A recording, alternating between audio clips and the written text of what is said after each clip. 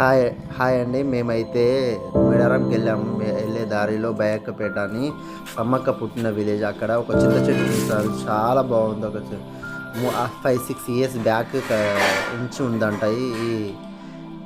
అది చూడండి, ఆ బొర్ర ఎలా ఉందో. లోపల ఇలా ఖాళీగా అయిపోయి ఉంది, లోపలంతా పోయి ఉంది, అయినా కూడా బతికి ఉంది. చాలా పెద్దది, ఒక గుంట వెడల్పులో ఉంది ఈ ప్లాంట్. చాలా ఆశ్చర్యకరంగా అనిపించింది.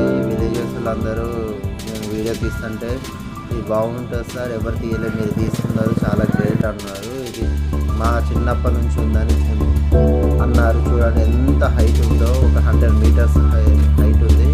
ఇది విలేజ్ రాయక్కపేట విలేజ్. ఇక్కడికి వెళ్తే సమ్మక్క పుట్టింది, నివసించింది ఇక్కడనే అంట. ఫస్ట్ ఆఫ్ ఆల్ ఇక్కడే దొరికి ఈ హౌస్లోనే ఉందంట. అందరం వెళ్ళాం, మా పిల్లలు మేము వెళ్ళి చూసాము. చూడండి, కట్టెలతో నిర్మించిన హౌస్ ఇది. ఇక్కడ పూజారి అయ్యామని చాలా అద్భుతంగా అనిపించింది. చాలా మొక్కుకున్నాను, నా యూట్యూబ్ సక్సెస్ కావాలి.